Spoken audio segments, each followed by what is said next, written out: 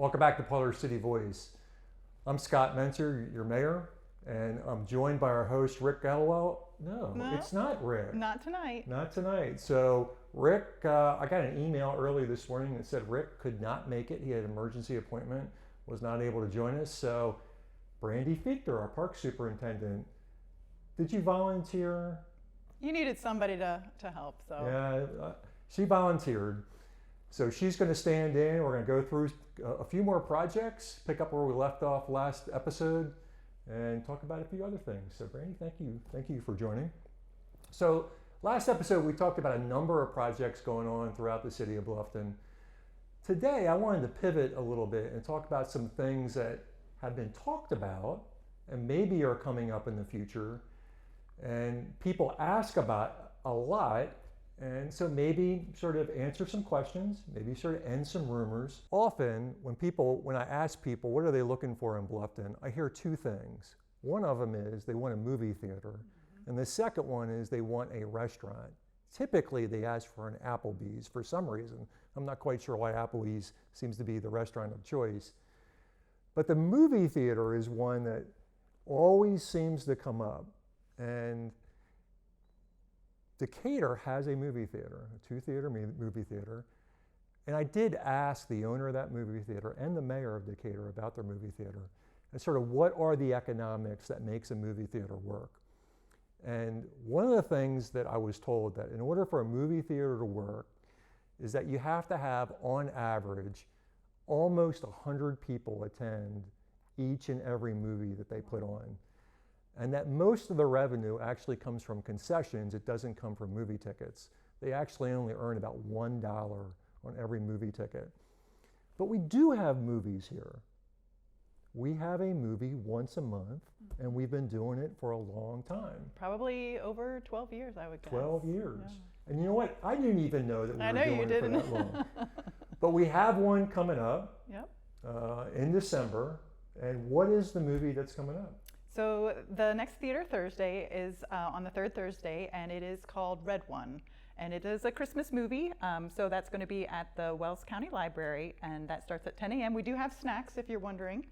So we pop popcorn, and adults are invited to come. It's always the third Thursday, so we change it up. So here's the challenge. If you want a movie theater in Bluffton, we have to show the community that we're going to support showing movies in Bluffton. So if we can get 100 people to show up for movies on, what is it, It's the third Thursday of every month. Every third Thursday of every month. Yeah.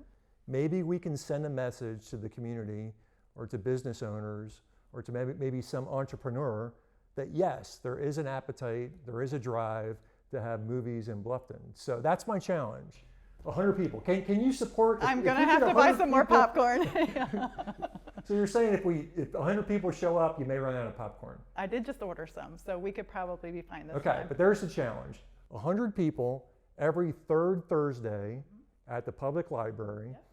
And if we can make that happen month in and month out, I think I could make a pitch for someone to bring a movie theater in town. What do you think? I think people love that. All right, so there we go. So let's talk about a few other things that are going on. So the other thing that people talk about is the former Wells Community Hospital. You told me today that you were born in this hospital. I was born here. Do you remember which window you were in? I don't have a recollection. Well, this is the old Wells Community Hospital, and this building has been showing some wear and tear.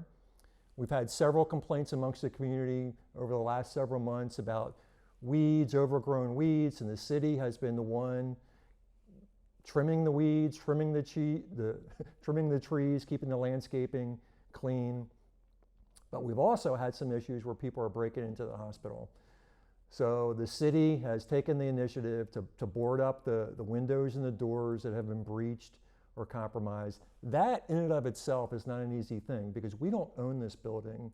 So in order to even secure the building, we had to go in front of the local judge, get permission.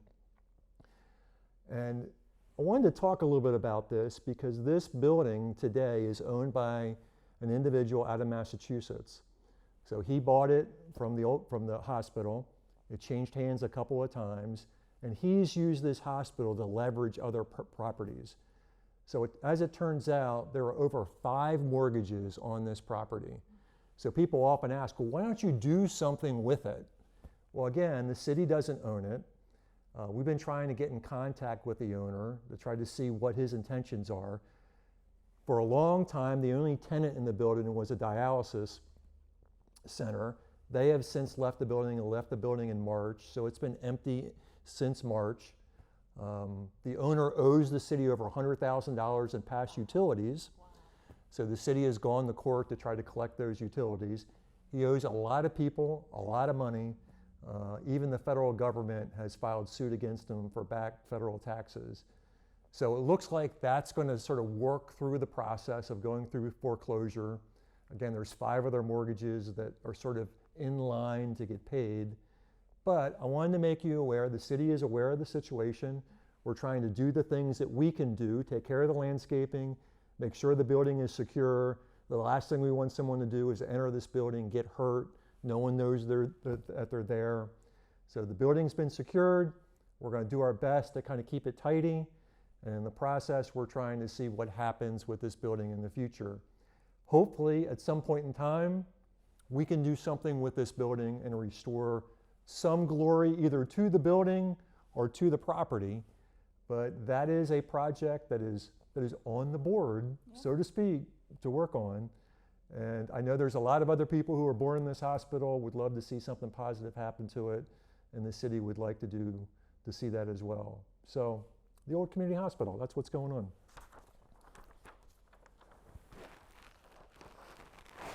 So the next property I wanted to talk about is on the corner of Washington and Oak. Sometimes people refer to it as the old Red Cross building.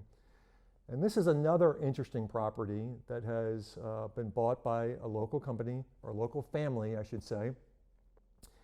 And they have tried to do some redevelopment on it. They've ran into some environmental issues.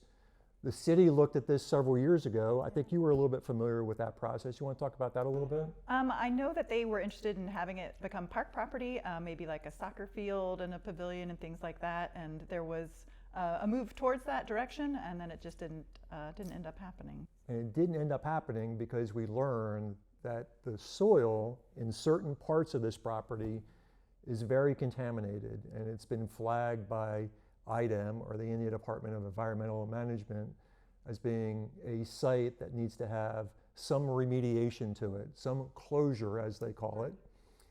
And so we have restarted that conversation.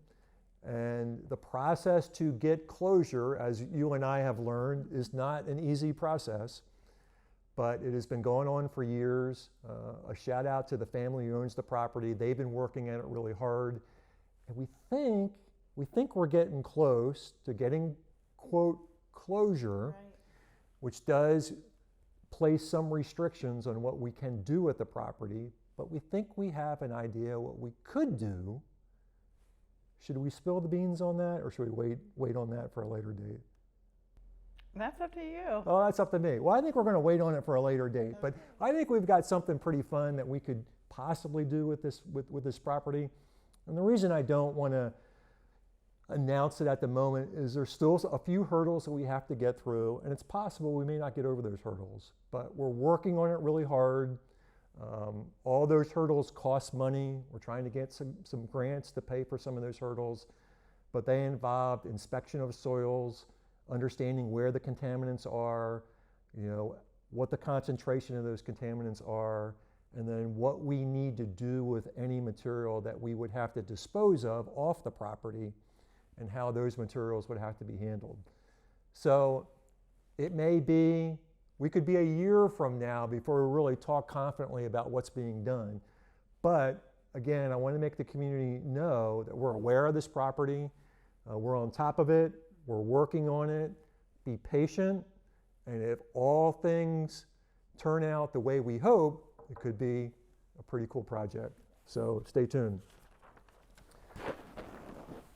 So not nearly as exciting, but something that everyone should be aware of. This is called the Lead Service Line Replacement Program. So this is a federal mandate coming down from Washington that all service lines that have lead must be replaced. Now, I want to make sure everyone fully understands that all of the water that comes from the city's water service is perfectly safe. We test it all the time, monthly, and there is no lead in your water. There's no reason to be concerned. But somebody in Washington decided that it was a good idea that any service line that has any lead in it must be replaced. So this is sort of the west southern side of our historic district or our downtown district. And all of these spots are areas that we've tested the lead service line or the service line to determine whether it has lead or not. So every spot that you see on here which is red has been identified as being containing lead, and every spot that is yellow means that we have not determined whether it has lead or not. And we have been, for the past several weeks, we've been undergoing what's called potholing. So potholing is a process where we dig a small hole down and we get a sample of the pipe, and through that we can determine whether it's lead or not. I would suspect that most of these yellow dots are going to end up turning out to be red, which means that all of these lines are going to need to be replaced. Now again, this is a federal mandate. The city doesn't have any control whether we're going to do it or not do it. And one of the past increases in our water utility rates, which I know has had a little bit of controversy around it, has been to pay for this program. Not something that we want to do, but something that we're mandated to do. The good news, if there's any good news, is that this first piece is a $5 million project. We got a $2 million forgivable loan, which basically is a grant. And we got the other $2.5 million, we got at 0% interest. We're not sure how much longer those programs are going to be available. So we decided to strike while the iron was hot, get the $2.5 million forgivable, get the $2.5 million of zero interest money. This has got to be done by the mid-2030s. So this is just the first area. We have to go through the entire city and look at all of our lead service, or all of our service lines, and determine if they're lead or not. So at some point in time, we will actually begin replacing all of this pipe. So all of this area of the historic downtown is going to get a little bit disrupted. So we'll give everybody plenty of notice when that's going to happen. I guess the good news is once we get through this, we're going to have brand new pipe in our entire downtown area, which again, glass half full here, at least we're going to have that. We're going to have a brand new water pipe service area in our downtown. So wanted to make you aware that that was going on.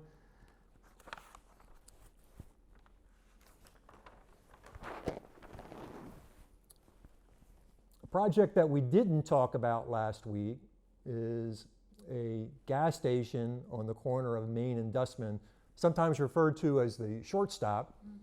And I'm sure many people have seen that it has been under construction. And you know what? They have been knocking this thing out. I'm not sure who is moving faster, our aquatic center It better or the be shortstop. the aquatic center. We've got a deadline. But they've been hustling. Yeah. They have been hustling on this project. And so what is cool about this project is what are the two things people ask for? A movie theater and restaurant. Well, guess what? 2 restaurants going into this project. A Salvatore's, which I've never been to a Salvatore's. I just had it this weekend. Yeah, how was it? Cheese tortellini. It was very good. So I've heard a lot of good things about it. People have been raving about it. So on one side, there's going to be a Salvatore's. On the other side, there's going to be a Jimmy John's. So that's pretty cool. So 2 restaurants come into town. I'm not quite sure that's going to cure the need for people wanting an Applebee's.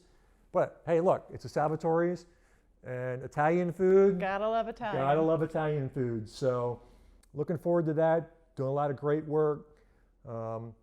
There's been a little bit of concern about how much traffic that's going to create at that intersection and whether we could redirect or sort of relay out how that traffic flows. And I wanted to let you know that a lot of people have asked the city about that. The city has asked about that. It is under the control of NDOT. So NDOT is the Indiana Department of Transportation.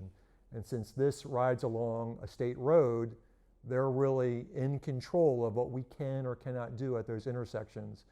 And so they are the ones who are dictating what the travel flow is going to look like. So when everyone is running the Salvatore's and there's a lot of traffic at that intersection, you're welcome to call the mayor's office. There's not a lot the mayor's going to be able to do to rectify that. But the fact that we're getting a couple restaurants and a brand new gas station is pretty exciting, and looking forward to it. Do we know when this is going to be done?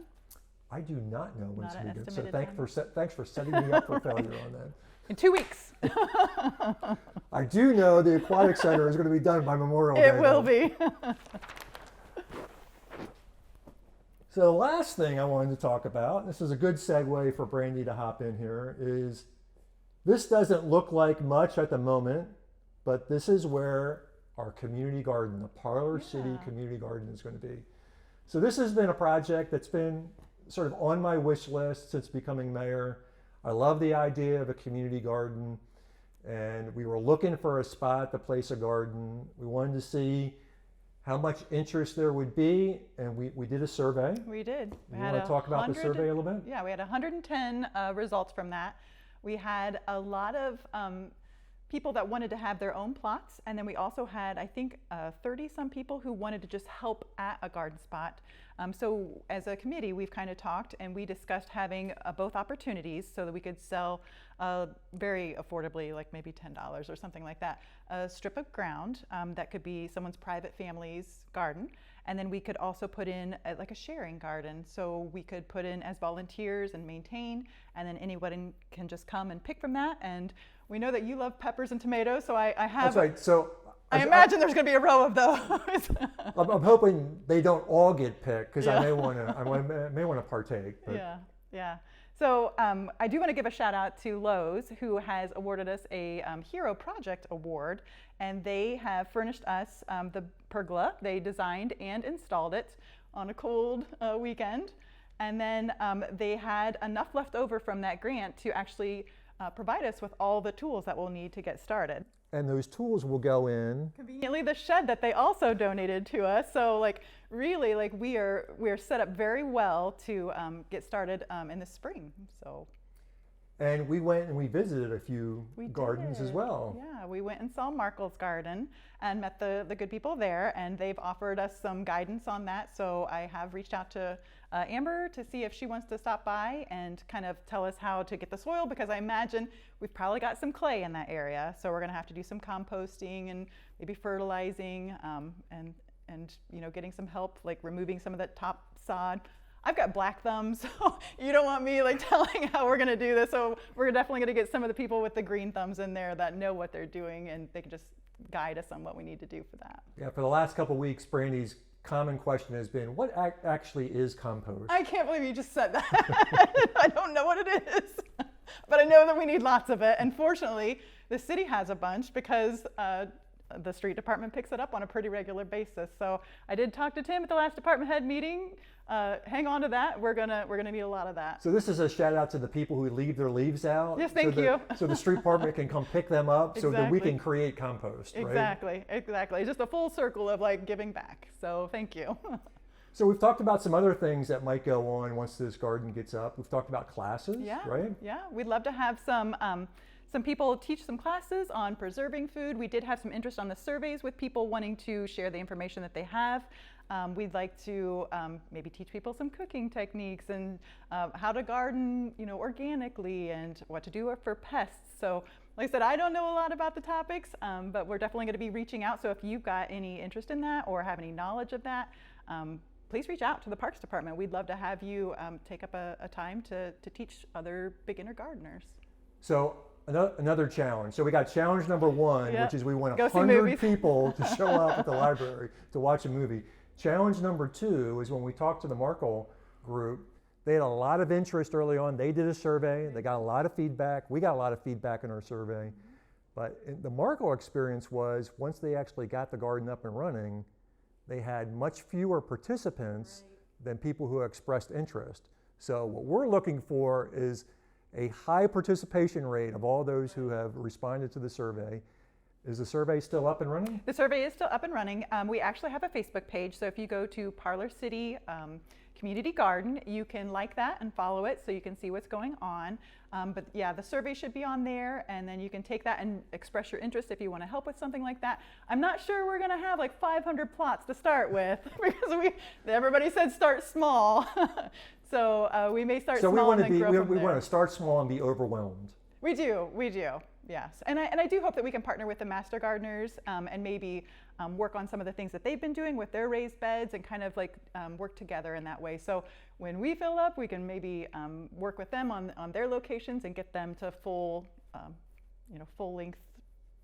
And who knows, if this is successful, what I would love to see, sort of my master vision here, would be that there's lots of different community gardens sprinkled out amongst our neighborhoods.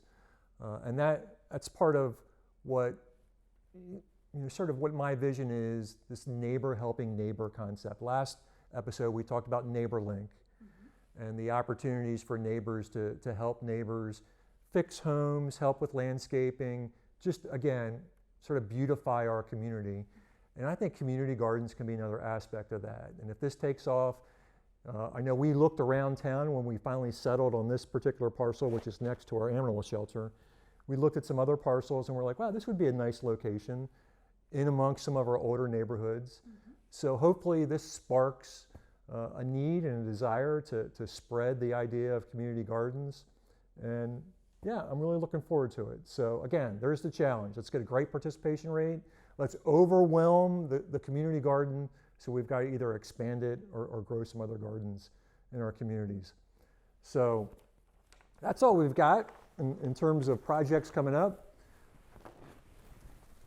In our opening episode with Tim McCormick, we talked about this Friday, starting at 6 o'clock, we're going to have our holiday lighting ceremony. We're going to start out with a golf cart parade, end up at the plaza, and then we're going to have the lighting of the downtown lights, the lighting of the Christmas trees. I heard Grinch is coming. I heard the Grinch has a bag of candy too that he's going to be passing out to the kids. Will the Grinch have a sidekick? I believe that Frosty's going to be Frosty's there too. Going to show up too. All right. Yes. And I think that Santa and Mrs. Santa Claus is going to be reading stories. Right. It's going to be a great time. We're going to have lots of foods, lots of activities downtown. So we certainly encourage everyone to come down Friday. Again, starts off at 6 o'clock and finishes up 8, 9? I would say by 8, I would think so. Yeah. Maybe a little chillier than tonight, but that's okay. Definitely bundle up. There's going to be some hot cocoa and I think some hot cider stations so you can warm up with something to drink. So a couple other things I want to talk about quickly before we wrap up. So I got the pleasure of going down IPRA to conference. Muncie to your conference, and the city of Bluffton got an award. Yeah. So you want to talk about that award and who we can thank for it? Yeah, so Lori Baumgartner did another fantastic job, and she won the 5 and 5K for a program that she does in the summertime where she had 200 people come out on the evening and do a 5K, and that was for 5 weeks straight. And so they would get a shirt if they had done all of them, and that's actually where she's at tonight. It's our very last 5 and 5K for the winter season, and they will, if you participate in 4 out of the 5, you get a beanie. So yeah, she won that award at conference, and it was pretty amazing. Yeah, it was awesome. So thank you for giving me the opportunity to join you down there to accept that award. I will not be getting a shirt or a beanie because I only did one of the 5Ks. We're going to have to improve that next time. I did attempt to jog a little bit, so my history on 5Ks... You beat me coming in. My history of 5Ks is I walk the 5K, but I did attempt to jog, not a lot. Yeah. But I had my personal best. You did. 5K, Very good. So looking forward to upping my game a little bit on the 5Ks. And there's one coming up. Yeah, right? So tomorrow is going to be Wobble Before You Gobble. Wobble? Before you gobble at Thanksgiving. Yes, we also have one Christmas Eve. We do a jingle jog, so you can do a 5K there. And then if you'd really like a challenge, we have a winter challenge where you can do 100 miles from winter to spring. So 100 miles? 100 miles. But you've got 3 months, so you've got plenty of time to get your walking in. Are you going to do 100 miles? I might. You might? I might. What do you get if you do 100 miles? All kinds of amazing prizes. Amazing prizes. Yeah, that's a Lori thing. I don't know if it's a shirt or she's got some. Well, there you go, Lori. You are on the hook for some amazing prizes for people who do 100 miles. Yeah. Well, again, I want to thank Bourbon MD for hosting our second episode of Parlor City Voice. Again, a shout out to Felger Hart for sponsoring these episodes. And who knows what we're going to talk about next week. You know what?